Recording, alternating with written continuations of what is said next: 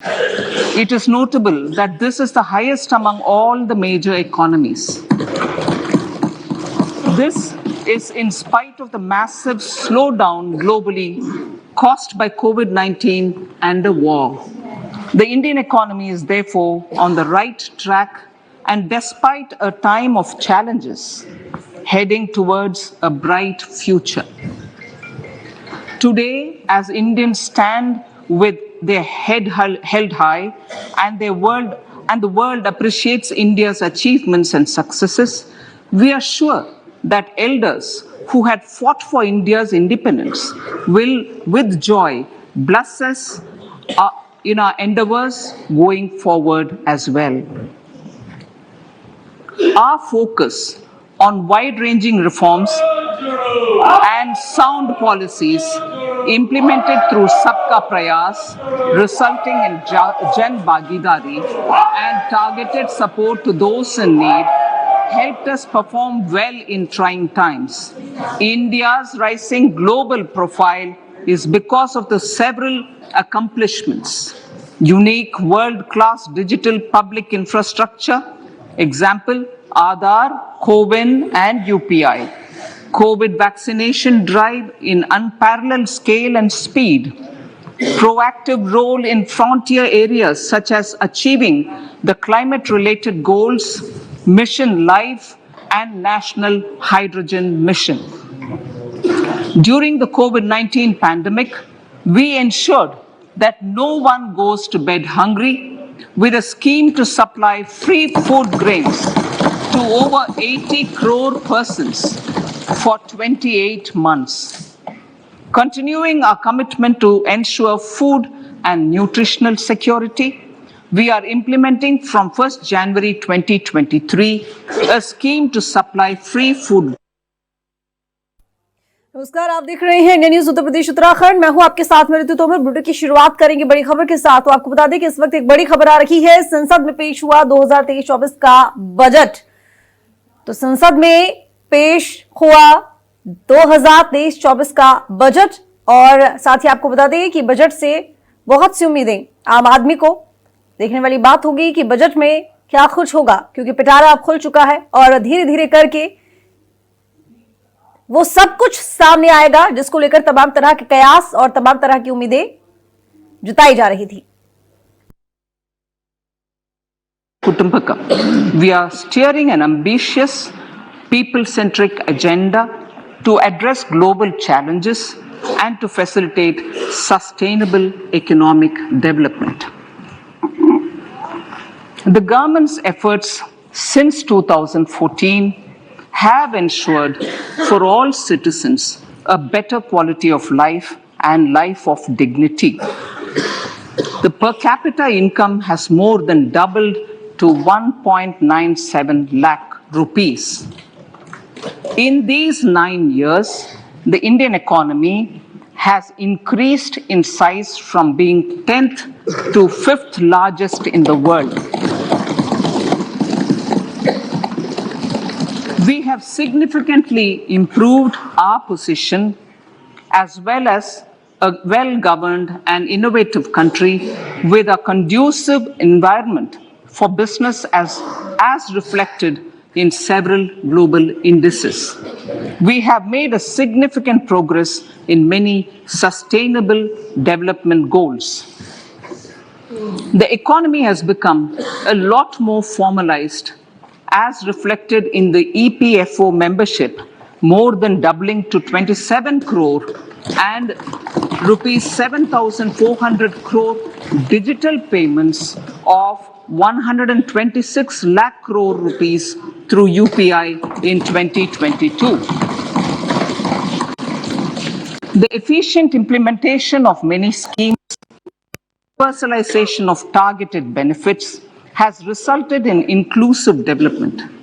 Some of the schemes are 11.7 crore household toilets under Swachh Bharat mission, which is achieved, 9.6 crore LPG connections under Ujjwala,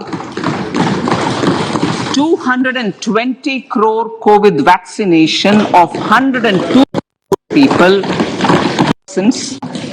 47.8 crore PM Jan Dhan bank accounts, insurance cover for 44.6 crore persons under PM Suraksha Bima and PM Jeevan Jyoti Yojana, and cash transfer of 2.2 lakh crores of rupees to 11.4 crore to over 11.4 crore farmers under PM Kisan Samman Nidhi. Our vision for the Amritkal includes technology-driven and knowledge-based economy with strong public finances and a robust financial sector. To achieve this, Jan Bhagidari through Sabka Saath Sabka Prayas is essential. The economic agenda for achieving this vision focuses on three things. First, facilitating ample opportunities for citizens, especially the youth, to fulfill their aspirations. Second, providing strong impetus to growth and job creation. And third, strengthening macroeconomic stability. To service these focus areas in our journey to India at 100, we believe that the following four opportunities can be transformative during Amritkal. Economic empowerment of women. Deen Dayal Antyodaya Yojana National Rural Livelihood has achieved remarkable success by mobilizing rural women into 81 lakh self-help groups. We will enable these groups to reach the next stage of economic empowerment through formation of large producer enterprises or collectives, with each having several thousand members and managed professionally, with raw materials supply and for better design, quality, branding and marketing of their products. Through supporting these policies, they will be enabled to scale up their operations to serve the large consumer markets, as has been the case with the several startups growing into unicorns. PM Vishwakarma Kaushal Samman, PM Vikas. For centuries, traditional artisans and craftspeople who work with their hands using tools have brought renown for India. They are generally referred to as Vishwakarma. The art and the handicraft created by them represents the true spirit of Atmanirbhar Bharat. For the first time, a package of assistance for them has been conceptualized. The new scheme will enable them to improve the quality, scale, and reach of their products, integrating them with the MSME value chain. The components of the scheme will include not only financial support, but also access to advanced skill training, knowledge of modern digital techniques, and efficient green technologies, brand promotion, linkage with local and global markets, digital payments, and social security. This will greatly benefit the scheduled castes, scheduled tribes, OBCs, women, and people belonging to the weaker sections. Tourism. The country offers immense attraction for domestic as well as foreign tourists. There is a large potential to be tapped in tourism. The sector holds huge opportunities for jobs and entrepreneurship for youth in particular. Promotion of tourism will be taken up on mission mode with active participation of states, convergence of government programs, and public-private partnerships. Green growth. We are implementing many programs for green fuel, green energy, green farming, green mobility, green buildings, and green equipment, and policies for efficient use of energy across various economic sectors. These green growth efforts help in reducing carbon intensity of the economy and provides for large-scale green job opportunities.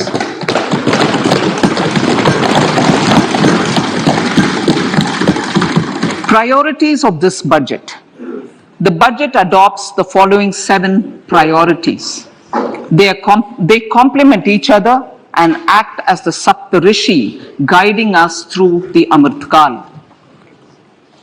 Inclusive development, reaching the last mile, infrastructure and investment, unleashing the potential, green growth, youth power, and financial sector.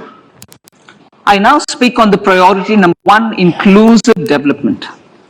The government's philosophy of Sabka Saath, Sabka Vikas has facilitated inclusive development covering in specific farmers, women, youth, OBCs, scheduled caste, scheduled tribe, Divyangjan and economically weaker sections, and overall priority for the underprivileged. Vanchiton ko Varyata. There has also been a sustained focus on Jammu Kashmir, Ladakh, and the Northeast. This budget builds on those efforts. Digital public infrastructure for agriculture. Digital public infrastructure for agriculture will be built as an open source, open standard, and interoperable public good. This will enable inclusive farmer-centric solutions through relevant information services for crop planning and health, improved access to farm inputs, credit and insurance, help for crop estimation, market intelligence, and support for growth of agri-tech industry and startups.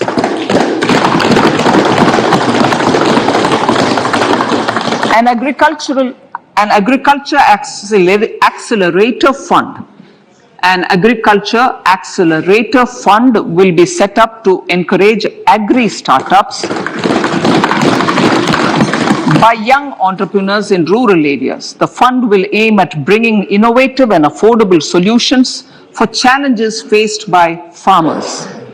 It will also bring in modern technologies to transform agricultural practices, increase productivity and profitability.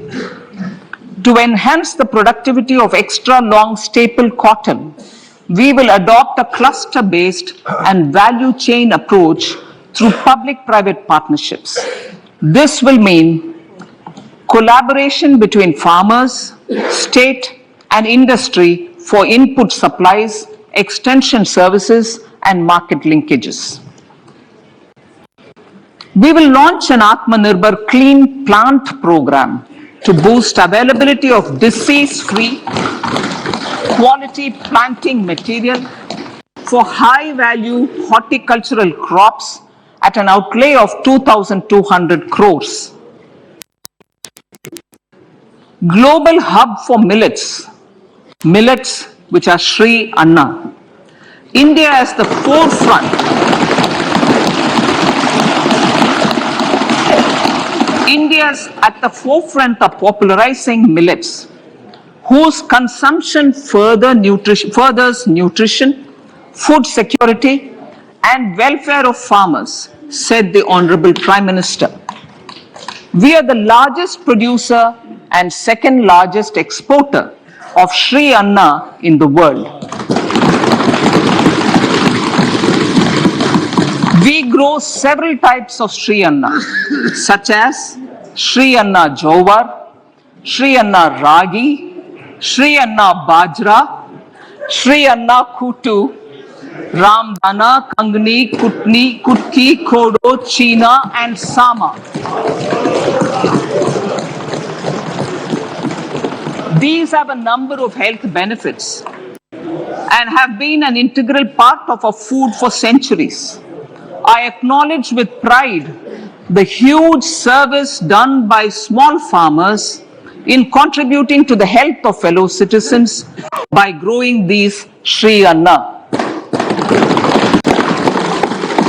Now, to make India a global hub for Sri Anna, The Indian Institute of Millet Research, ideally Indian Institute of the Sri Anna Research, Hyderabad, will be supported as the center of excellence for sharing best practices, research and technologies at the international level.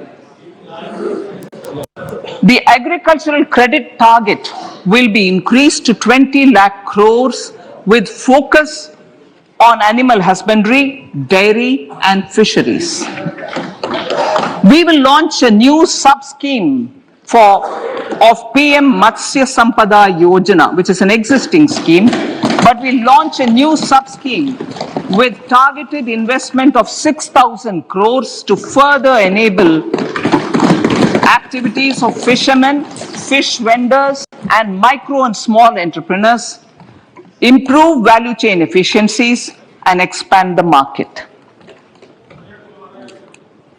For farmers, especially small and marginal farmers and other marginalized sections, the government is promoting cooperative-based economic development model. A new Ministry of Cooperation was formed with a mandate to realize the vision of Sahkar se Samriddhi. To realize this vision, the government has already initiated computerization of 63,000 primary agricultural credit societies with an investment of 2,560 crores, 2,516 crores. In consultation with all the stakeholders and the states, model bylaws for PACS were formulated, enabling them to become multi-purpose PACS. A national cooperative database is being prepared for countrywide mapping of cooperative societies. With this backdrop, we plan to set up massive decentralized storage capacity.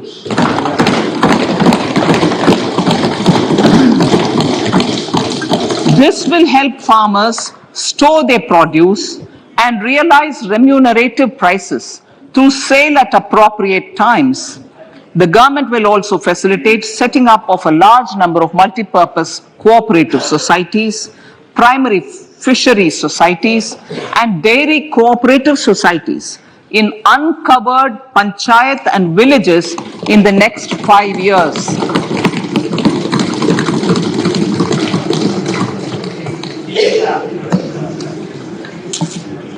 Health, education, and skilling.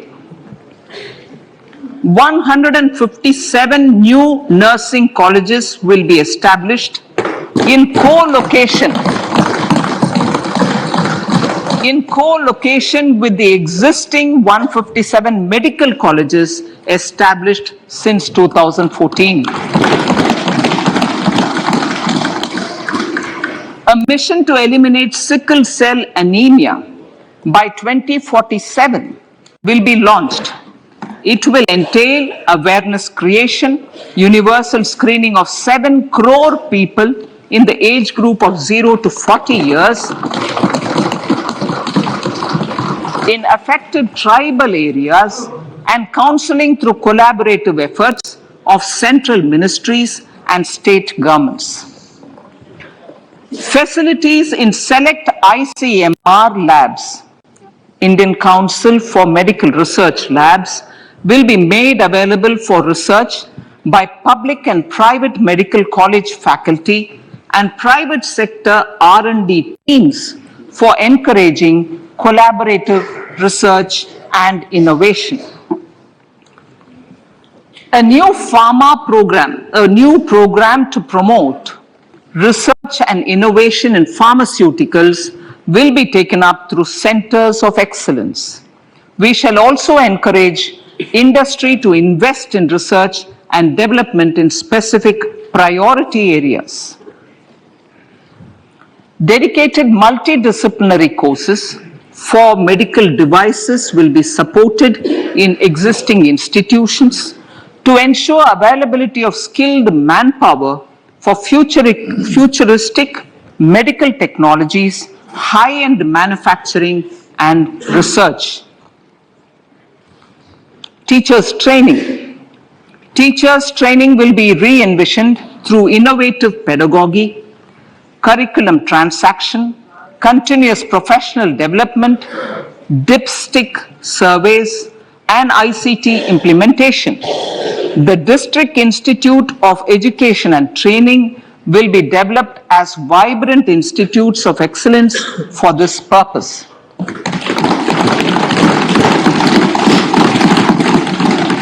National Digital Library for Children and Adolescents. A National Digital Library for Children and Adolescents will be set up for facilitating availability of quality books across geographies, languages, genres, and levels, and device-agnostic accessibility. States will be encouraged to set up physical libraries for them at panchayat and ward levels and provide infrastructure for accessing the National Digital Library resources.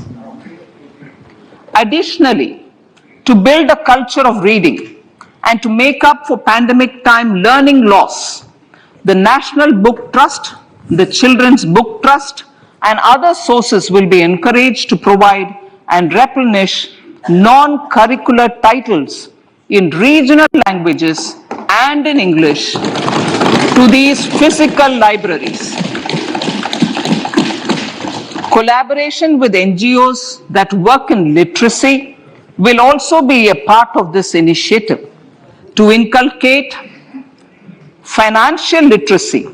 Financial sector regulators and organizations will be encouraged to provide age-appropriate reading material to these libraries. I move to priority 2, reaching the last mile. Prime Minister Vajpayee's government had formed the Ministry of Tribal Affairs and the Department of Development of Northeast Region to provide a sharper focus to the objective of reaching the last mile. Our government has formed the Ministries of Ayush, Fisheries, Animal Husbandry and Dairying, Skill Development, Jal Shakti and Cooperation. Building on the success of the Aspirational Districts program, the government has recently launched the Aspirational Blocks program covering 500 blocks for saturation of essential government services across multiple domains such as health, nutrition, education, agriculture, water resources, financial inclusion, skill development, and basic infrastructure. Manya Speaker, Sir, Pradhan Mantri PBTG, which is Primitive Vulnerable Tribal Groups Development Mission, is being launched. To improve socio-economic conditions of the particularly vulnerable tribal groups, the PBTGs as we refer them to, Pradhan Mantri PBTG Development Mission will be launched. This will saturate PBTG families and habitations with basic facilities such as safe housing, clean drinking water and sanitation, improved access to education, health, nutrition, road and telecom connectivity, and sustainable livelihood opportunities. An amount of 15,000 crores will be made available to implement the mission in the next 3 years under the Development Action Plan for the Scheduled Tribes. Ekalavya Model Residential Schools. In the next 3 years, Center will recruit 38,800 teachers and support staff for the 740 Ekalavya Model Residential Schools, which is serving 3.5 lakh tribal students.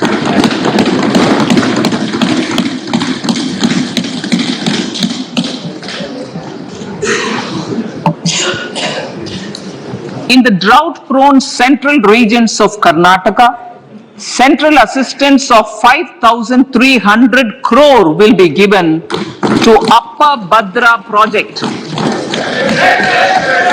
to provide sustainable micro irrigation and filling up of surface tanks for drinking water. PM Awas Yojana. The outlay for PM Awas Yojana is being enhanced by 66% to over 79,000 crores. Bharat Shared Repository of Inscriptions will be set up in a digital epigraphy museum with digitization of 1 lakh ancient inscriptions in the first stage. Support for poor prisoners. For poor persons who are in prisons and unable to afford the penalty or the bail amount, required financial support will be provided. Priority number 3, infrastructure and investment. Investments in infrastructure and productive capacity have a large multiplier impact on growth and employment. After the subdued period of the pandemic, private investments are growing again. The budget takes the lead once again to ramp up the virtuous cycle of investment and job creation. Honorable Speaker, sir, the capital investment outlay is being increased steeply for the 3rd year in a row by 33% to 10 lakh crores, which would be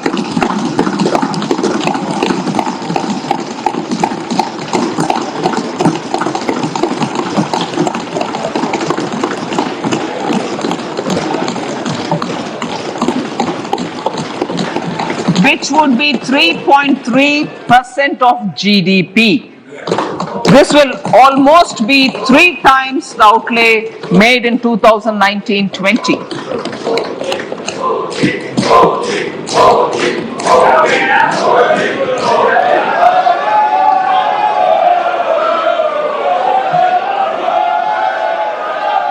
This substantial increase in recent years is central to the government's efforts to enhance growth potential and job creation, crowd in private investments, and provide a cushion against global headwinds. The direct capital investment by the center is complemented by the provision made for creation of capital assets through grants and aids to state.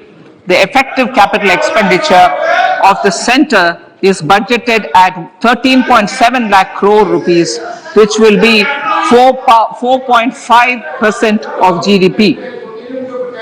Support to state governments for capital investment. I have decided to continue the 50-year interest-free loan to state governments for 1 more year to spur investment in infrastructure and to incentivize them for complementary policies actions with a significantly enhanced outlay of 1.3 lakh crores. The newly established Infrastructure Finance Secretariat will assist all stakeholders for more private investment in infrastructure, including railways, roads, urban infrastructure, and power, which are predominantly depend on public resources. The harmonized master list of infrastructure will be reviewed by an expert committee for recommending the classification and financing framework suitable for Amartkal. A capital outlay, I'm talking about railways now, sir, Honorable Speaker, railways. A capital outlay of 2.40 lakh crores has been provided for the railways. This is the highest ever outlay this highest ever outlay is about 9 times the outlay made in 2013-14. 100 critical transport infrastructure projects, for last and first mile connectivity for ports, coal, steel, fertilizer and food grain sectors have been identified. They will be taken up on priority with investment of 75,000 crores, including 15,000 crore from private sources. 50 additional airports, heliports, water aerodromes, and advanced landing grounds will be revived for improving regional air connectivity.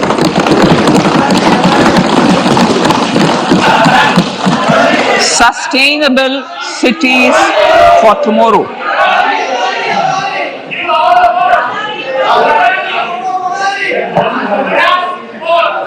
States and cities will be encouraged to undertake urban planning reforms and actions to transform our cities into sustainable cities of tomorrow.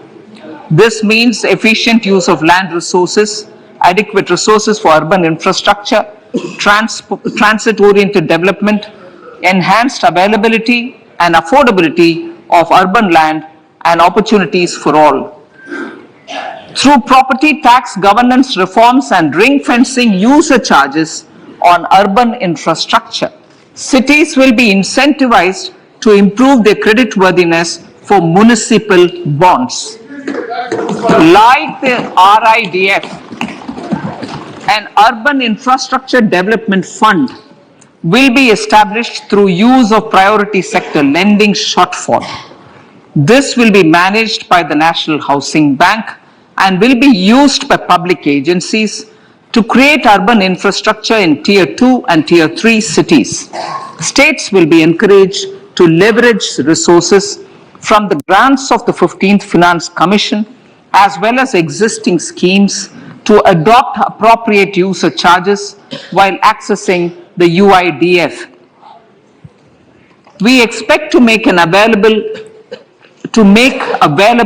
10,000 crore rupees per annum for this purpose. All cities and towns will be enabled for 100% mechanical desludging of septic tanks and sewers to transition from manhole to machine hole mode.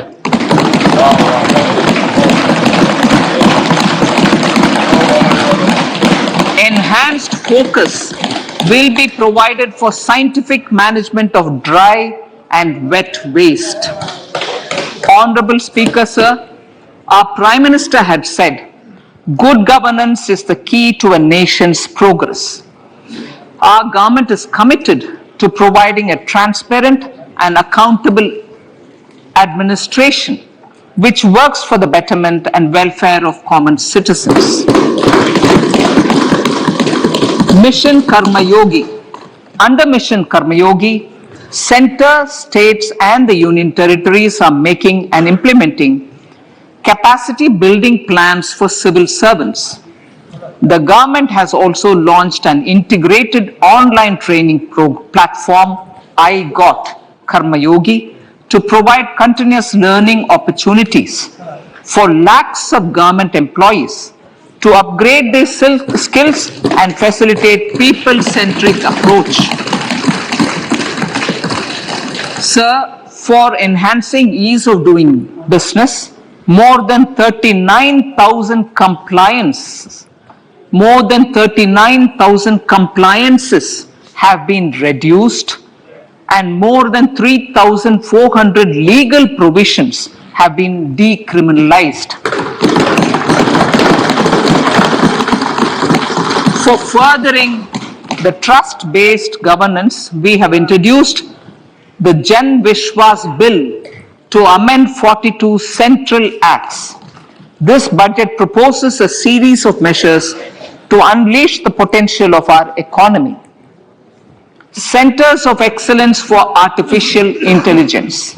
For realizing the vision of Make AI in India and Make AI Work for India, 3 Centers of Excellence for Artificial Intelligence will be set up in top educational institutions. Leading industry players will partner in conducting interdisciplinary research, develop cutting-edge applications, and scalable problem solutions in the areas of agriculture, health, and sustainable cities. This will galvanize an effective AI ecosystem and nurture quality human resources in the field. National Data Governance Policy to unleash innovation and research by startups and academia. A national data governance policy will be brought out. This will enable access to anonymized data. The KYC process will be simplified, adopting a risk-based instead of one-size-fits-all approach. The financial sector regulators will also be encouraged to have a KYC system fully amenable to meet the needs of digital India. One-stop solution for identity and address updating. A one-stop solution for reconciliation and updating of identity and address of individuals maintained by various government agencies, regulators, and regulated entities will be established using DigiLocker service and Aadhaar as foundational identity. Speaker, sir, common business identifier. For the business establishments required to have a permanent account number, the PAN will be used as the common identifier for all digital systems of specified government agencies. This will bring ease of doing business, and it will be facilitated through a legal mandate. For obviating the need for separate submission of same information to different government agencies, a system of unified filing process will be set up. Such filing of information or return in simplified forms on a common portal will be shared with other agencies as per the filer's choice. Vivad se Vishwas 1. Relief for MSMEs. In cases of failure by MSMEs to execute contracts during the COVID period, 95% of the forfeited amount relating to the bid or performance security will be returned to them by government and government undertakings. This will provide relief to the MSMEs. Vivad se Vishwas 2. Settling contractual disputes. To settle contractual disputes of government and government undertakings wherein arbitral award is under challenge in a court, a voluntary settlement scheme with standardized terms will be introduced. This will be done by offering graded settlement terms depending on pendency level of the dispute. The state support mission of Niti Aayog will be continued for 3 years for our collective efforts towards national priorities. Result-based financing. To better allocate scarce resources for competing development needs, the financing of select schemes will be changed on a pilot basis from input-based to result-based. E-courts. For efficient administration of justice, Phase 3 of the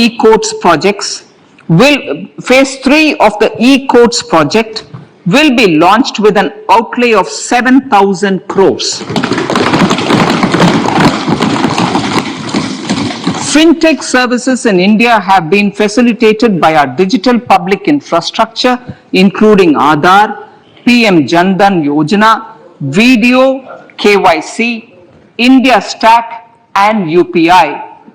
To enable more fintech innovative services, the scope of documents available in DigiLocker for individuals will be expanded. An entity DigiLocker will be set up for the use by MSMEs, large businesses, and also charitable trusts. This will be towards storing and sharing documents online securely whenever needed with various authorities, regulators, banks, and other business entities. 5G services. 100 labs for developing applications using 5G services will be set up in engineering institutions.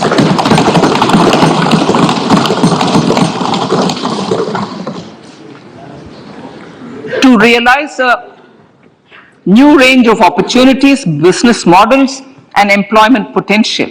The labs will cover, among others, applications such as smart classrooms, precision farming, intelligent transport systems, and healthcare applications. Lab-grown diamonds. Lab-grown diamonds is a technology and innovation-driven emerging sector with high employment potential. These environment-friendly diamonds, which have optically and chemically the same properties as natural diamonds. To encourage indigenous production of LGD, lab-grown diamond seeds and machines, and to reduce import dependency, a research and development grant will be provided to one of the IITs for 5 years. To reduce the cost of production, a proposal to review the custom duty on LGD seeds will be indicated in Part B of the speech.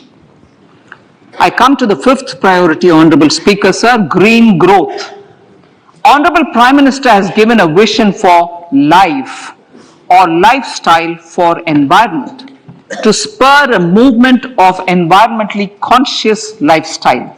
India is moving forward firmly for the Panchamrit, the net zero carbon emission by 2070 to usher in green industrial and economic transition. This budget builds on our focus on green growth.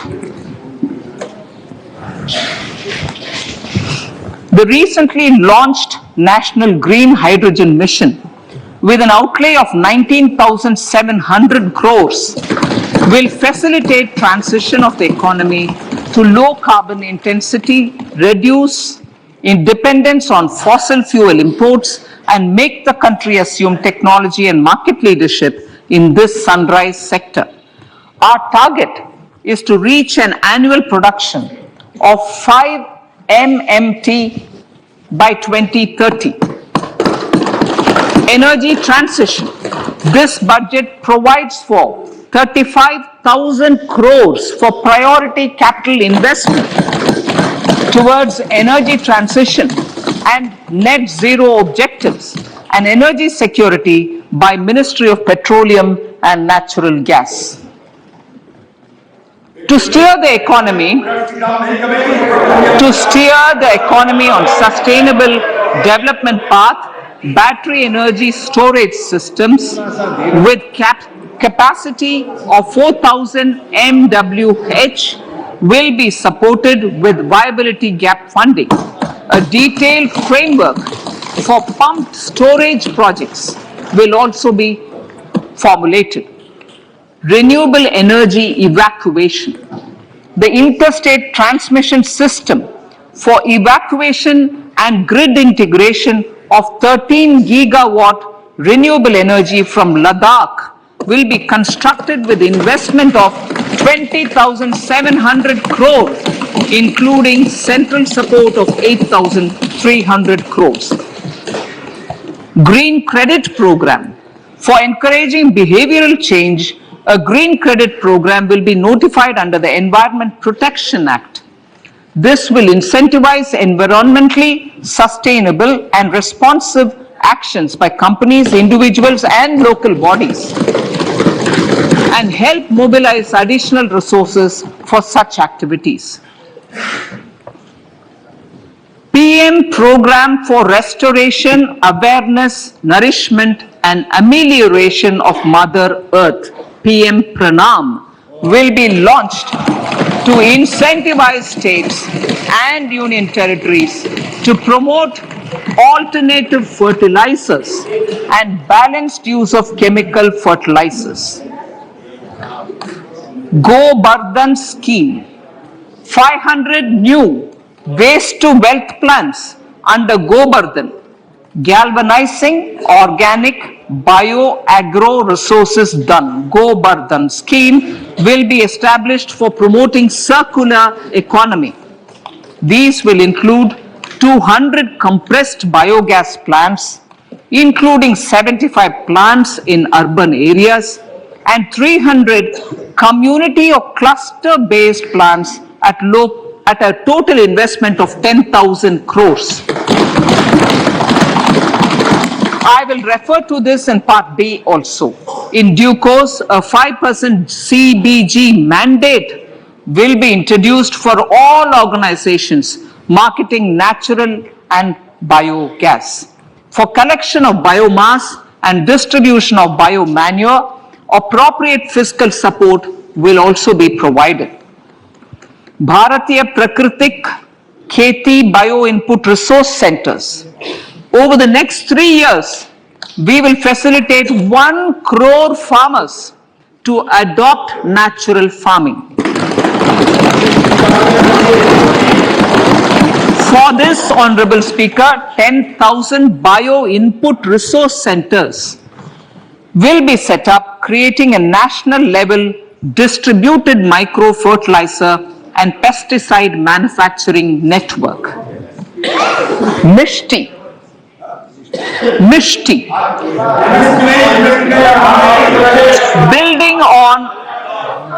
Building on India's success in afforestation, mangrove initiative for shoreline habitats and tangible incomes, Mishti, will be taken up for mangrove plantation along the coastline and on salt pan lands wherever feasible through convergence between Manrega, Campa, Fund and other sources.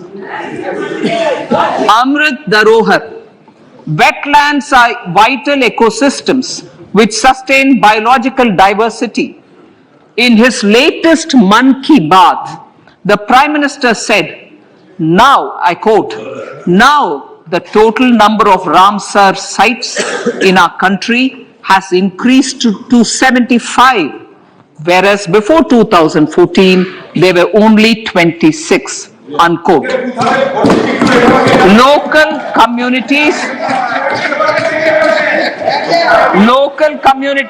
have always been at the forefront of conservation efforts. The government will promote their unique conservation values through Amrit Dharohar, a scheme that will be implemented over the next 3 years to encourage optimal use of wetlands and enhance biodiversity, carbon stock, ecotourism opportunities, and income generation for local communities. Coastal shipping. Coastal shipping will be promoted as the energy efficient and lower cost mode of transport, both for passengers and freight, through PPP mode with viability gap funding. Vehicle replacement. Vehicle replacement is an important continuing policy, replacing the old political,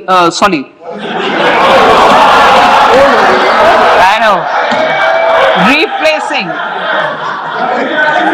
absolutely, thank you. Replacing old polluting vehicles. May be applicable, right? Replacing old polluting vehicles is an important part of greening our economy. In furtherance of the vehicle scrapping policy mentioned in Budget 21-22, I have allocated adequate funds to scrap old vehicles of the central government. States will also be supported in replacing old vehicles and old state ambulances. Honorable Speaker, sir, I move to priority 6, youth power. To empower our youth and help the Amrit PD realize their dreams, we have formulated the national education policy, which is very wide in its scope, but one of the things is also to focus on skilling, adopted economic policies that facilitate job creation at scale and have supported business opportunities. Pradhan Mantri Kaushal Vikas Yojana. Pradhan Mantri Kaushal Vikas Yojana 4.0 will be launched to skill lakhs of youth within the next 3 years. On-job training, industry partnership, and alignment of courses with needs of industry will be emphasized. The scheme will also cover new age courses for Industry 4.0 like coding, AI, robotics, mechatronics, IoT, 3D printing, drones, and other soft skills. To skill youth for international opportunities, 30 Skill India International Centers will be set up across different states. The digital ecosystem for skilling will be further expanded with the launch of a unified Skill India digital platform for enabling demand-based formal skilling, linking with employers including MSMEs, and facilitating access to entrepreneurship schemes. To provide stipend support to 47 lakh youths in 3 years, direct benefit transfer under a pan-India national apprenticeship promotion scheme will be rolled out. Tourism.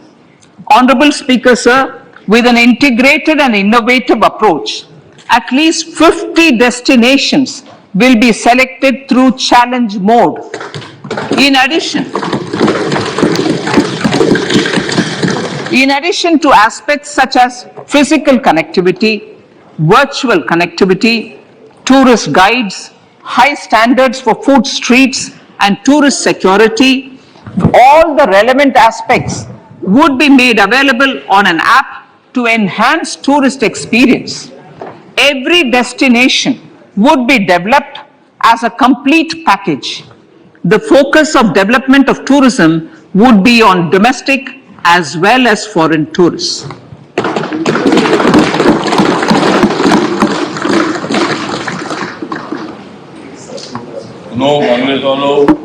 Sector-specific skilling and entrepreneurship development will be dovetailed to achieve the objectives of Dekho Apna Desh initiative.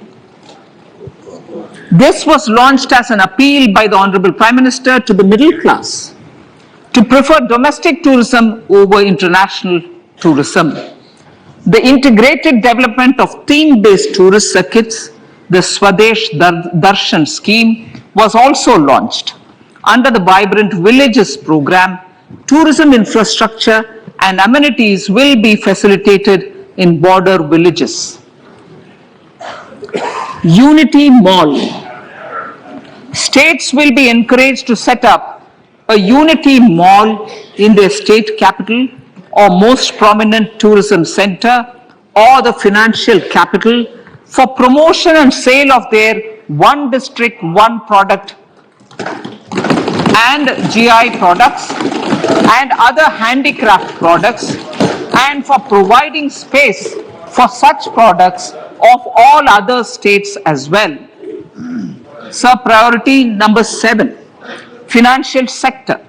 Our reforms in the financial sector and innovative use of technology have led to financial inclusion at scale, better and faster service delivery, ease of access to credit, and participation in financial markets.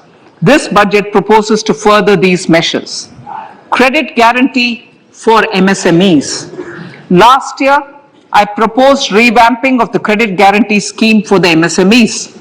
I am happy to announce that the revamped scheme will take effect from 1st April 2023 through infusion of 9,000 crores in the corpus.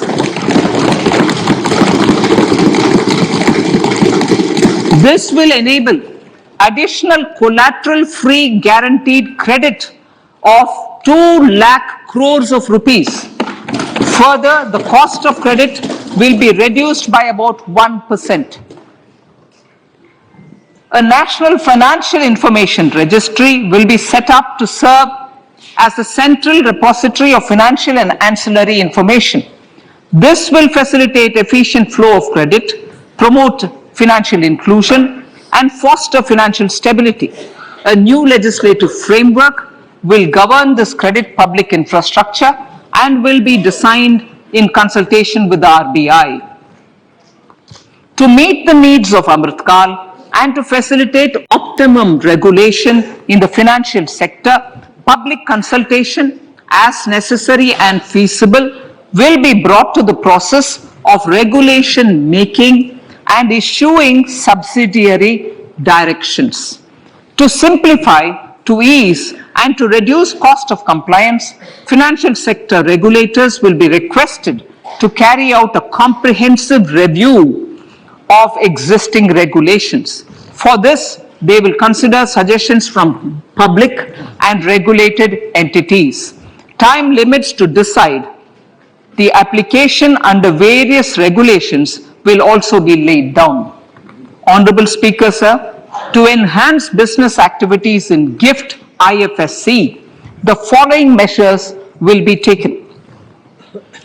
Delegating powers under the SEZ Act to the IFSCA to avoid dual regulation. Setting up a single window IT system for registration and approval of IFSCA, SEZ authorities, GSTN, RBI, SEBI, and IRDAI. Permitting acquisition financing by IFSC banking units of foreign banks. Establishing a subsidiary of Exim Bank for trade refinancing. Amending IFSCA Act for statutory provisions for arbitration, ancillary services, and avoiding dual regulation under the SEZ Act, and recognizing offshore derivative instruments as valid contracts. Honorable Speaker, sir, data embassy. For countries looking for digital continuity solutions, we will facilitate setting up of their data embassies in GIFT IFSC.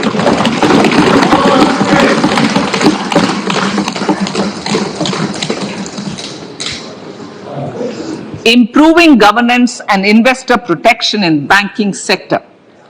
To improve bank governance and enhance investors' protection, certain amendments to the Banking Regulation Act, the Banking Companies Act, and the Reserve Bank of India Act are being proposed. Capacity building in securities market. Honorable Speaker, sir, to build capacity of functionaries and professionals in the securities market, SEBI will be empowered to develop, regulate, maintain, and enforce norms and standards for education in the National Institute of Securities Markets and to recognize award of degrees, diplomas, and certificates. A central processing center will be set up for faster response to companies through centralized handling of various forms filed with field officers under the Companies Act. Reclaiming of shares and dividends. For investors to reclaim unclaimed shares and unpaid dividends from the Investor Education and Protection Fund Authority with ease, from the Investor Education and Protection Fund Authority with ease, an integrated IT portal will be established. Digital payments continue to find wide acceptance. In 2022, they show an increase of 76% in transactions and 91% in value. Fiscal support for this digital public infrastructure will continue in 2023-2024. आजादी का अमृत महोत्सव, महिला सम्मान बचत पत्र. For commemorating Azadi Ka Amrit Mahotsav, a one-time new small savings scheme, Mahila Samman Savings Patra or Savings Certificate, Mahila Samman Savings Certificate will be made available for a 2-year period up to March 2025.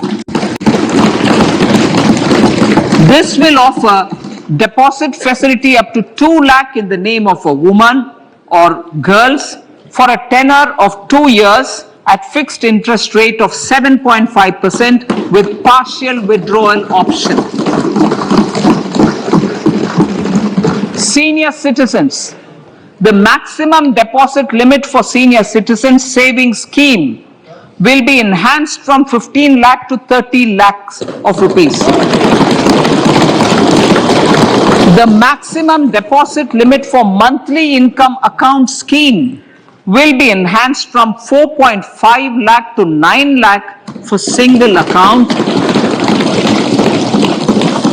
and from 9 lakh to 15 lakh for joint account.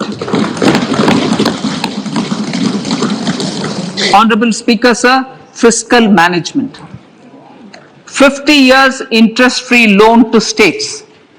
The entire 50-year loan to states has to be spent on capital expenditure within 2023-24.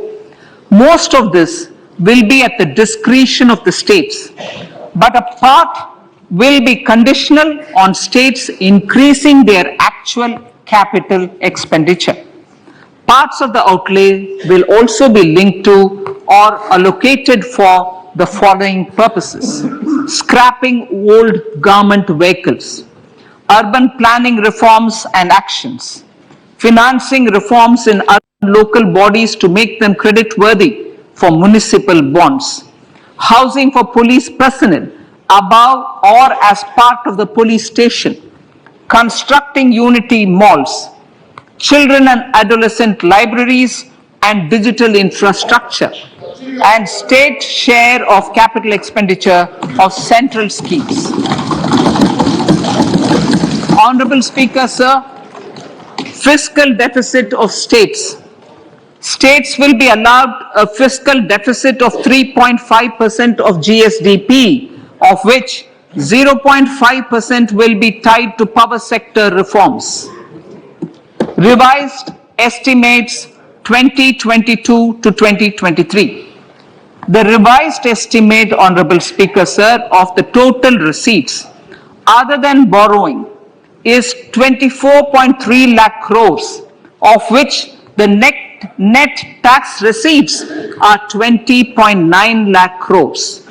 The revised estimate of the total expenditure is 41.9 lakh crores of rupees, of which the capital expenditure is about 7.3 lakh crores. The revised estimate of the fiscal deficit is 6.4% of GDP, adhering to the budget estimate. So budget estimates of 2023-24. Coming to 2023-24, the total receipts other than borrowings and the total expenditure are estimated at 27.2 lakh crores and 45 lakh crores respectively. The net tax receipts are estimated at 23.3 lakh crores. The fiscal deficit is estimated to be 5.9% of the GDP. In my budget speech for 21-22, I had announced that we plan to continue the path of fiscal consolidation, reaching a fiscal deficit of below 4.5% by 2025-26 with a fairly steady decline over the period. We have adhered to this path, and I reiterate my intention to bring the fiscal deficit below 4.5% of GDP by 2025-26. To finance the fiscal deficit in 2023-24, the net market borrowings from dated securities are estimated at 11.8 lakh crores. The balance financing is expected to come from small savings and other sources. The gross market borrowings are estimated at 15.43 lakh crores of rupees. Honorable Speaker, sir, I now move to Part B.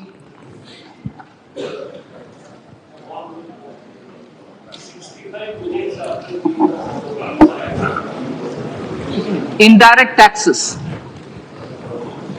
My indirect tax proposals will aim to promote exports, boost domestic manufacturing, enhance domestic value addition, encourage green energy and mobility.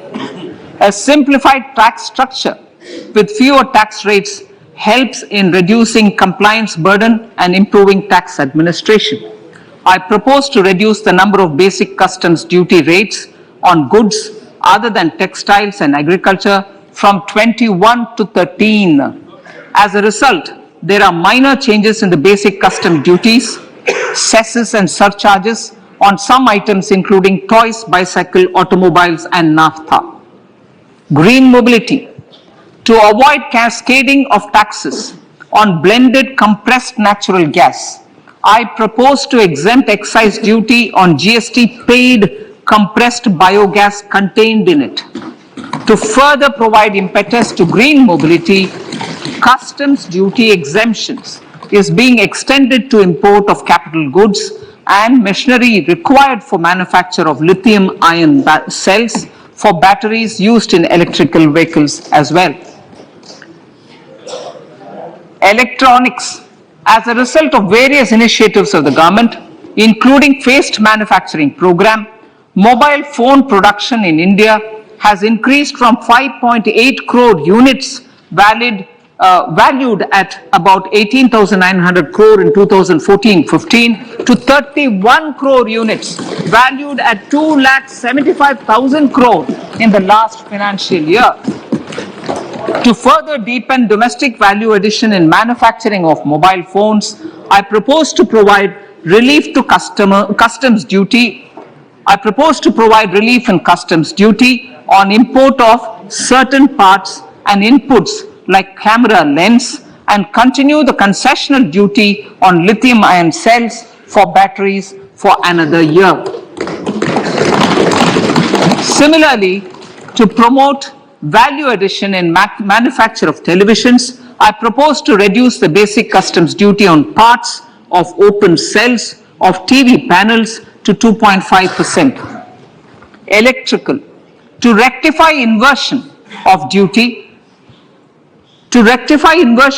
structure and encourage manufacturing of electric kitchen chimneys, the basic custom duty on electric kitchen chimney is being increased from 7.5% to 15%, and that on heat coils for these is proposed to be reduced from 20% to 15%. Chemicals and petrochemicals.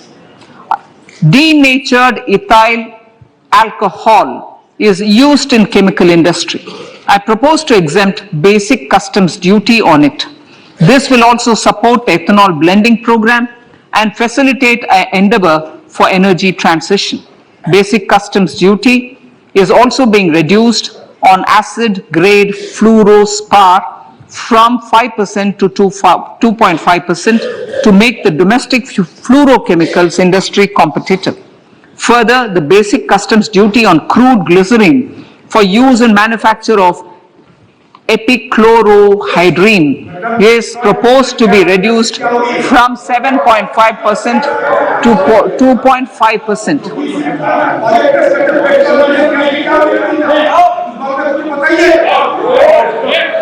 Marine products. In the last financial year, marine products recorded the highest export growth, benefiting farmers in the coastal states of the country. To further enhance the export competitiveness of marine products, particularly shrimps, duty is being reduced on key inputs for domestic manufacture of shrimp feed.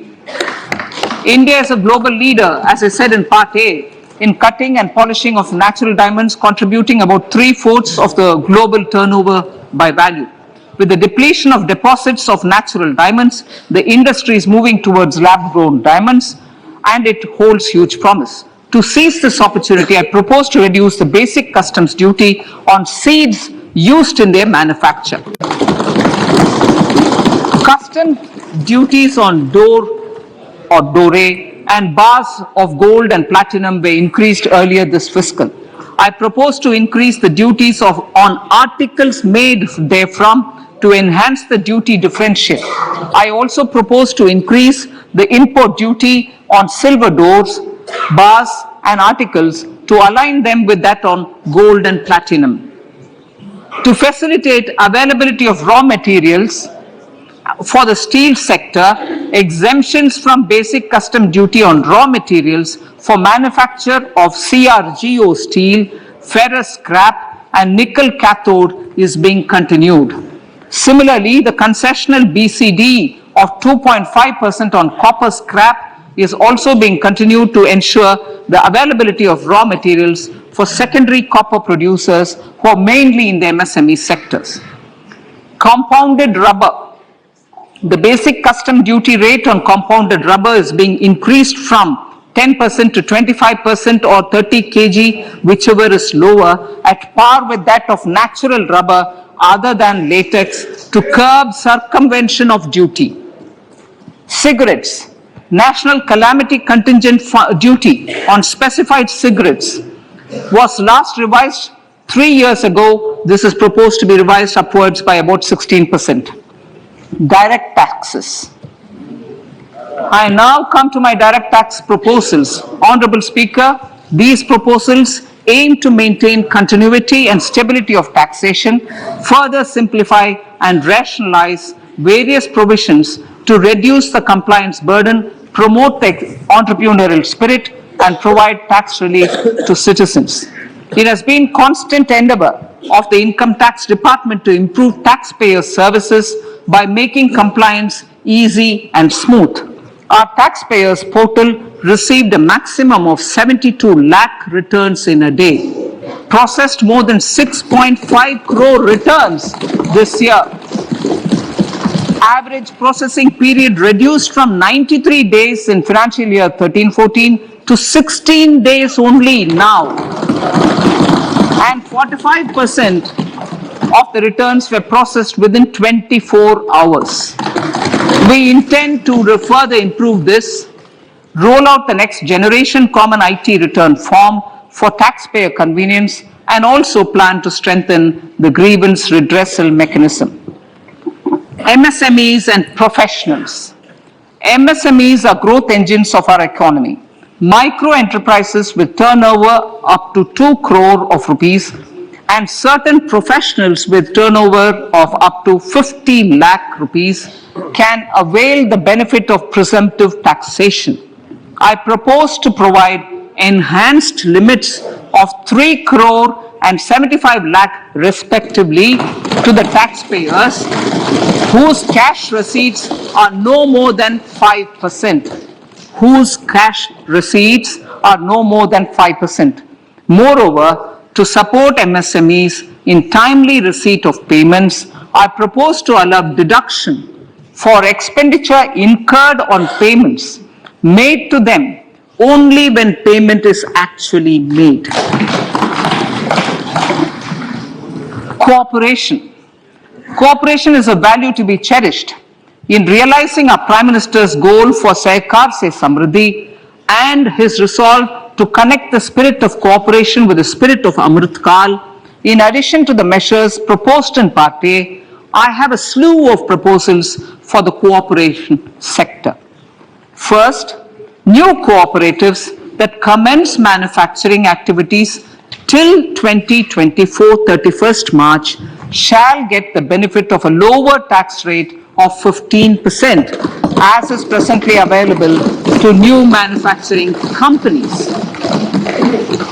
Secondly, I propose to provide an opportunity to sugar cooperatives to claim payments made to sugarcane farmers for the period prior to the assessment year 2016-17 as expenditure.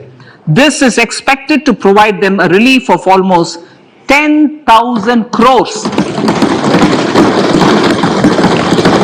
Thirdly, I am providing a higher limit of 2 lakh per member for cash deposits to loans in cash by primary agricultural cooperative societies and primary cooperative agriculture and rural development banks. I repeat that. Thirdly, I am providing a higher limit of 2 lakh per member for cash deposits to and loans in cash by primary agricultural cooperative societies and primary cooperative agricultural and rural development banks. Similarly, a higher limit of 3 crore for TDS on cash withdrawal is being provided to cooperative societies. Startups.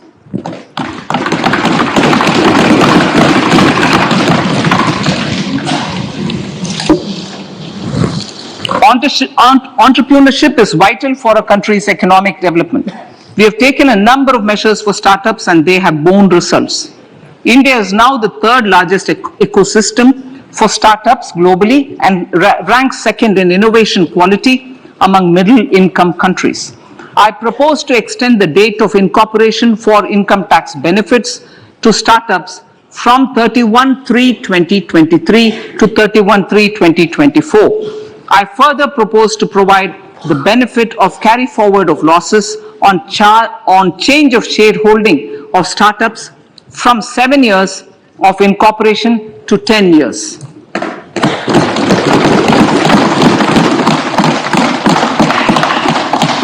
To reduce the pendency of appeals at commissioner level, I propose to deploy about 100 joint commissioners for disposal of small appeals.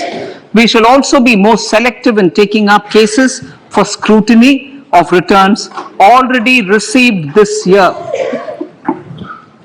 Better targeting of tax concessions. For better targeting of tax concessions and exemptions, I propose to cap deduction from capital gains on investment in residential house under Section 54 and Section 54F to 10 crores. Another proposal with similar intent is to limit income tax exemption from proceeds of insurance policies with very high value. Rationalization. Honorable Speaker, sir, there are a number of proposals relating to rationalization and simplification. Income of authorities, boards, and commissions set up by statutes of union or state for the purpose of housing, development of cities, towns, and villages, and regulating and developing an activity or matter is proposed to be exempted from income tax. Other major measures in this direction are removing the minimum threshold of 10,000 for TDS and clarifying taxability relating to online gaming. Not treating conversion of gold into electronic gold receipts and vice versa as capital gains. Reducing the TDS rate from 30% to 20% on taxable portion of EPF withdrawals in non-PAN cases and taxation on income for market-linked debentures. Other major proposals in the finance bill relate to the following: extension of period of tax benefits to funds relocating to IFSC, GIFT City till 31/3/2025, decriminalization under Section 276A of the Income Tax Act, allowing carry forward of losses on strategic disinvestment, including that of IDBI Bank, and providing EEE status to Agniveer Fund. Personal income tax.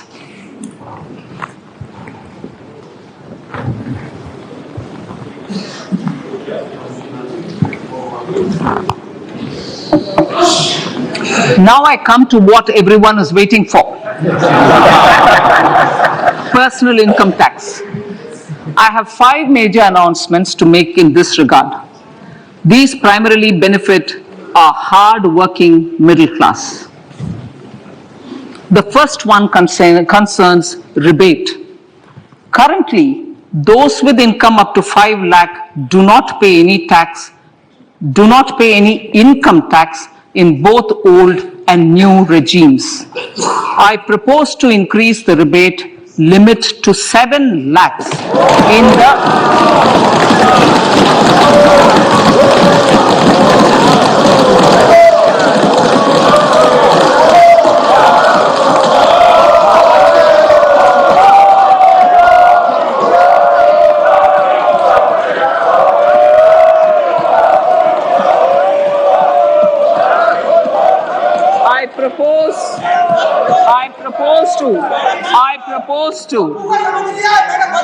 I propose to increase the rebate limit to 7 lakh in the new tax regime.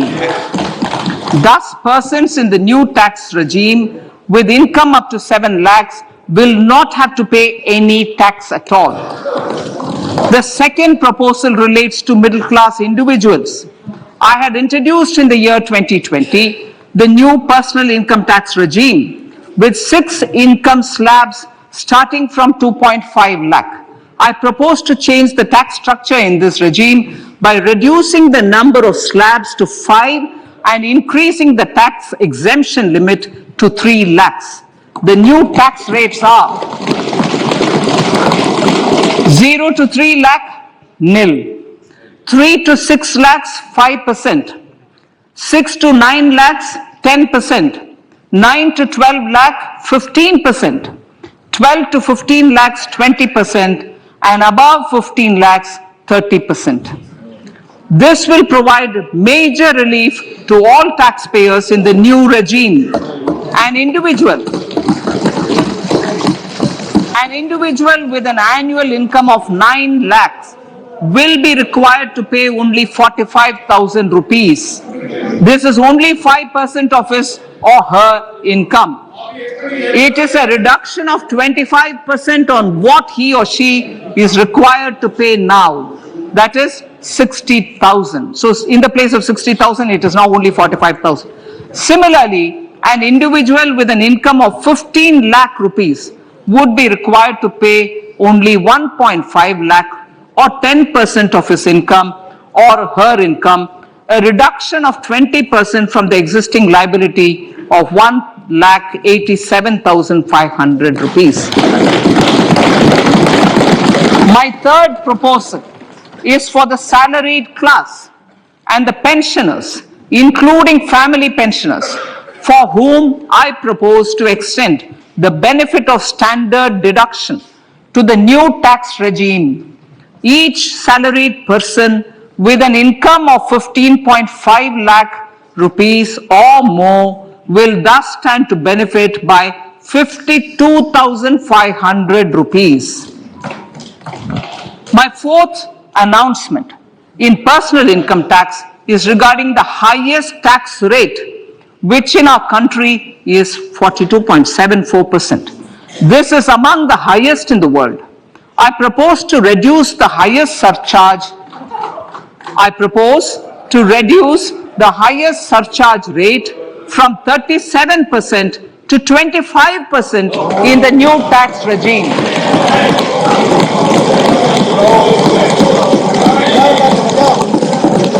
This would result in reduction of the maximum rate. This would result in the reduction of the maximum tax rate to 39%. Lastly, the limit of 3 lakh rupees for tax exemption on leave encashment on retirement of non-government salaried employees was last fixed in the year 2002, when the highest basic pay in the government was only 30,000 rupees per month. In line with the increase in the government salaries, I am proposing to increase this limit to 25 lakh rupees.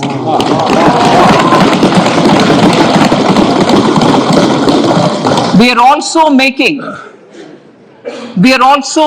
the new income tax regime as the default tax regime. However, citizens will continue to have the option to avail the benefit of the old tax regime.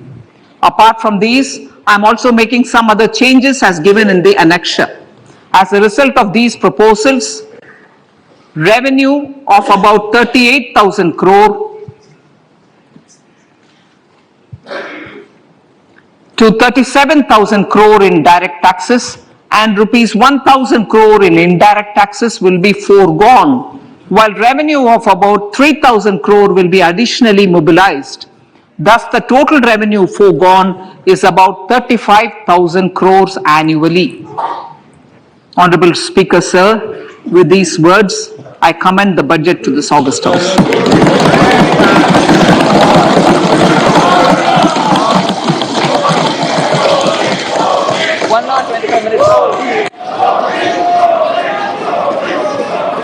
Item number 1 माननीय item number 2 Shrimati Nirmala Sitharaman ji. Sir, with your permission, I lay on the table of the following statements. Under Section 3(1) of the Fiscal Responsibility Budget Management Act 2003, 1. Medium-term fiscal policy cum fiscal policy strategy statement and macroeconomic framework statement. माननीय सदस्यगण, जैसा कि आपको समाचार भाग 2 के माध्यम से पहले ही सूचित किया जा चुका है कि माननीय वित्त मंत्री जी के बजट भाषण की प्रतियां हार्ड कॉपी के रूप में उपलब्ध कराई गई है। आप बजट भाषण की अपनी अपनी प्रति प्रकाशन फलक से ले लें। आपको यह भी सूचित किया जाता है कि माननीय मंत्री द्वारा बजट प्रस्तुत किए जाने के पश्चात उसकी प्रतियां आपको मेंबर्स पोर्टल के माध्यम से उपलब्ध करा दी जाएगी। आइटम नंबर 3 माननीय मंत्री जी, वित्त मंत्री जी।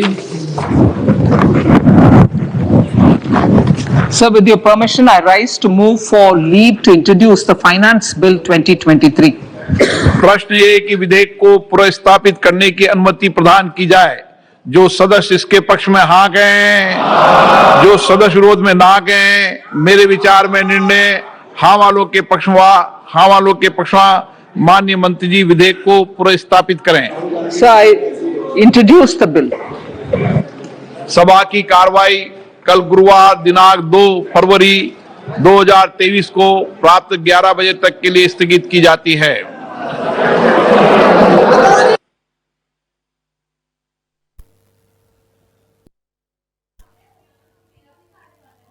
तो वित्त मंत्री निर्मला सीतारमण ने बजट पेश किया, बहुत सारी सहूलियतें दी हैं। तो आपको बता दें, बच्चों और युवाओं के लिए नेशनल डिजिटल लाइब्रेरी स्थापित की जाएगी।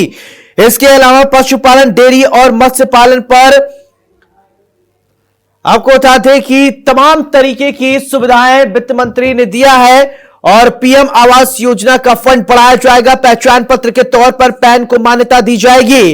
देश में 50 नए एयरपोर्ट बनाए जाएंगे। एकलव्य मॉडल स्कूल के लिए 38,800, तो 47 लद्दाख में रिन्यूएबल एनर्जी के लिए 20,700 करोड़ रुपए। बजट ब्रेकिंग इस वक्त की सबसे बड़ी खबर आपको बता दें कि इनकम टैक्स स्लैब में बड़ा बदलाव किया गया है। बड़ी जानकारी इस वक्त ये आपने टीवी स्क्रीन पर देख पा रहे हैं। नए टैक्स स्लैब में छूट की सीमा 7 लाख की गई है, जो आम आदमी से जुड़ी हुई सबसे बड़ी खबर इस वक्त ये आपने टीवी स्क्रीन पर देख पा रहे हैं। जो अनुमान लगाए जा रहे थे, अब 7 लाख तक टैक्स नहीं देना होगा। नए टैक्स स्लैब में छूट की सीमा 7 लाख रुपए तक बढ़ा दी गई है। आम जनता, सब लोग यही जानना चाहते थे मिडिल क्लास के लिए क्या है। इनकम टैक्स में स्लैब में बड़ा बदलाव किया गया है। नए टैक्स स्लैब में 7 लाख रुपए तक बताया जा रहा है कि अब आपको टैक्स नहीं देना पड़ेगा। तो क्या सस्ता हुआ, तो आपको बता दें कि खिलौना, cycle, electronic vehicle, LED TV, कैमरे के लेंस, ऑटोमोबाइल, कुछ मोबाइल फोन, बायोगैस से जुड़ी चीजें, इलेक्ट्रॉनिक व्हीकल, ये सस्ता हुई है, सस्ती कर दी गई है। बड़ी जानकारी इस वक्त की आप अपने टीवी स्क्रीन पर देख पा रहे हैं। वित्त मंत्री निर्मला सीतारमण को अभी पूरे देश ने गौर से सुना। वित्त मंत्री ने किस तरीके से एक एक चीज बारीकी से बताया। वहीं आपको बता दें कि और चीजों की अगर बात कर ले तो बजट में निर्मला सीतारमण के किए गए बजट में 2023 में बड़े बदलाव आपको बता दें। बच्चों और युवाओं के लिए नेशनल डिजिटल लाइब्रेरी स्थापित की जाएगी। पशुपालन, डेयरी और मत्स्य पालन पर ध्यान देते हुए कृषि ऋण लक्ष्य को बढ़ाकर 20 लाख करोड़ रुपए किया जाएगा।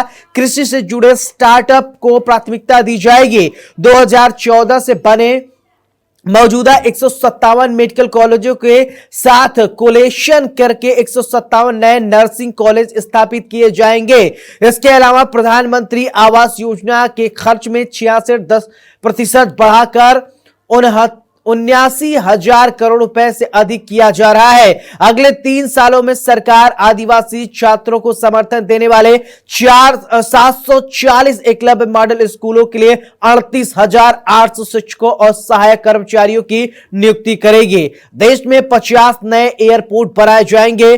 पहचान पत्र के तौर पर पैन को मान्यता और इसके अलावा पीएम आवास योजना का फंड बढ़ाया जाएगा। बड़ी जानकारी इस वक्त की आपके टेलीविजन स्क्रीन पर। सिगरेट पर आपदा संबंधी ड्यूटी में इजाफा कर दिया गया है और इसके अलावा ग्रीन हाइड्रोजन मिशन के लिए 19,700 करोड़ रुपए आवंटित किए गए हैं। बड़ी जानकारी इस वक्त की आपको बता दें, 47 लाख युवाओं को 3 साल तक भत्ता देने की बात। लद्दाख में रिन्यूएबल एनर्जी के लिए 20,700 करोड़ रुपए।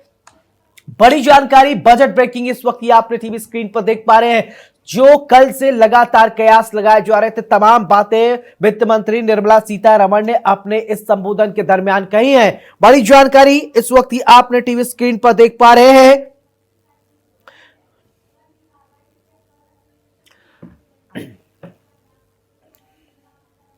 तो बड़ी जानकारी आपको बता दें कि 8 साल से जिसका इंतजार था वो उम्मीद पूरी हो गई है। नए टैक्स स्लैब में 7 लाख रुपए तक इनकम टैक्स पर कोई टैक्स नहीं लगेगा। 8 साल से ये अमेंडमेंट हुआ था जब पूर्व वित्त मंत्री अरुण जेटली थे, उन्होंने इस स्लैब में परिवर्तन किया था। यानी 8 साल से इस नए स्लैब में कोई परिवर्तन नहीं हुआ था। अब बता दें कि 7 लाख रुपए तक टैक्स नहीं देना पड़ेगा। इनकम टैक्स स्लैब में बड़ा बदलाव किया है। बड़ी जानकारी, बड़ी ब्रेकिंग इस वक्त ये आपने टीवी स्क्रीन पर देख पा रहे हैं। 8 साल से जिसका इंतजार था वो उम्मीद पूरी हो गई। नए टैक्स सिस्टम में 7 लाख तक की इनकम अब कोई टैक्स नहीं लगेगा। वित्त मंत्री निर्मला सीतारमण ने कहा कि ये मिडिल क्लास के लिए सबसे अहम चीज है। इनकम टैक्स की स्लैब भी घटा दी गई है। इन्हें अब 6 से 5 साल कर दिया गया है। बड़ी जानकारी इस वक्त ये आपको बता दें, वित्त मंत्री निर्मला सीतारमण ने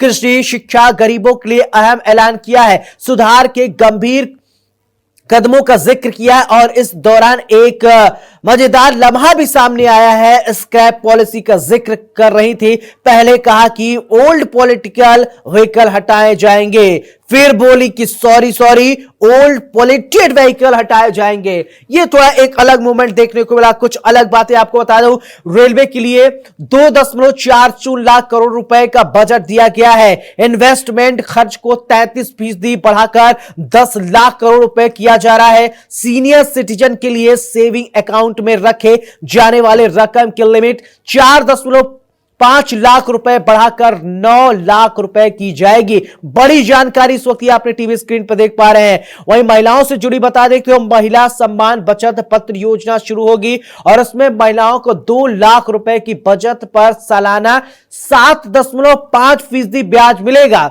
प्रधानमंत्री आवास योजना में 66% बढ़ोतरी हुई है। यह सेक्टर अब 79,000 करोड़ रुपए का हो गया है। 2014 से यह मौजूद 157 मेडिकल कॉलेजों के साथ 157 नए नर्सिंग कॉलेज खोले जाएंगे। 7 लाख का जो तोहफा है वो तो जरूर है, पर उसके साथ मैं समझता हूं कि सुधार की दृष्टिकोण से अगर आप देखें तो सुधार की दृष्टिकोण से टैक्स व्यवस्था में जो personal individual income tax regime का जो सुधार का जो उन्होंने ऐलान किया है, मैं उसकी सराहना करता हूं। क्योंकि जो 2020 में जो एक ऑल्टरनेटिव टैक्स रिजीम जिसमें कोई एग्जेम्पशंस की कोई न्यू टैक्स रिजीम जिसे हम कहते हैं, न्यू टैक्स रिजीम में कि जो लोगों ने उसको ज्यादा सराहना नहीं, लोगों ने एक्सेप्ट नहीं किया, तो बहुत एक्सेप्टेंस कम था।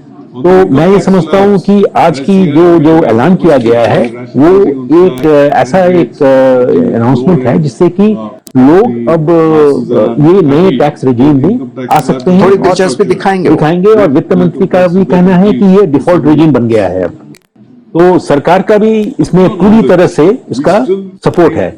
पर अगर मैं इस बजट में ऑब्वियसली इसकी जो हेडलाइन जो होंगी आम आदमी के लिए ये जिसकी आपने जिक्र की, पर मैं ये समझता हूँ कि जो इस बजट को अगर हमें पूरी तरह से उसको समझना है, इसकी जो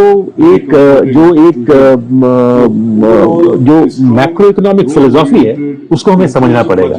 और वो मैक्रो इकोनॉमिक फिलोसॉफी मैं समझता हूँ कि एक तरफ है वित्तीय अनुशासन, दूसरी तरफ है टैक्स रेजीम का सुधार, और तीसरा और ये है कि उस वित्तीय अनुशासन के अंदर रहते हुए भी जो कैपेक्स में जो 33% का जो इजाफा जो ऐलान किया गया है, मैं समझता हूँ ये तीन चीज जो है हमें एक साथ देखना पड़ेगा।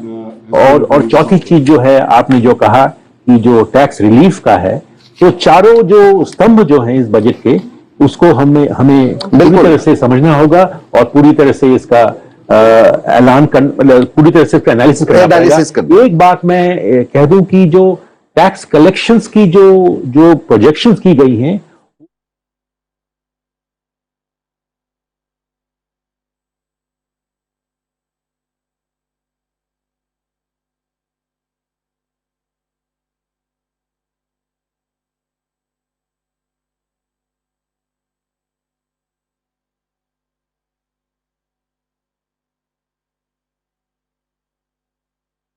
टैक्स स्लैब में छूट सीमा 7 लाख रुपए कर दी गई है, तो अब 7 लाख तक नहीं लगेगा टैक्स। बड़ी जानकारी इस वक्त की आपने टीवी स्क्रीन पर देख पा रहे हैं। जो आम आदमी से जुड़ी हुई उम्मीद थी वो पूरी हुई है, फुलफिल हुई है। 8 साल से जिसका इंतजार था वो उम्मीद अब पूरी हो गई है। तो नए टैक्स स्लैब में 7 लाख तक के इनकम पर अब कोई टैक्स नहीं लगेगा। वित्त मंत्री निर्मला सीतारमण ने कहा कि यह मिडिल क्लास के लिए सबसे अहम चीज है।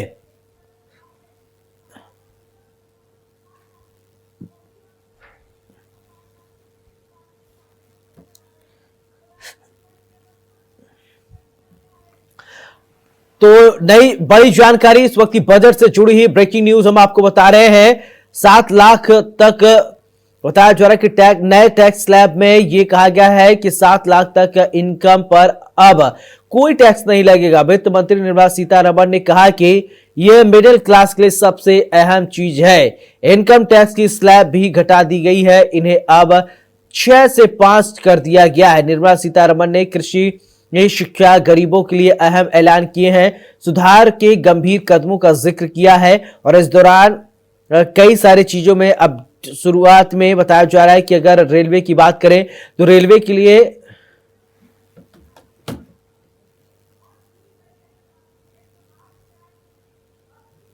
और इसी के साथ इस बुलेटिन में मेरे साथ फिलहाल लेते हैं। नमस्कार।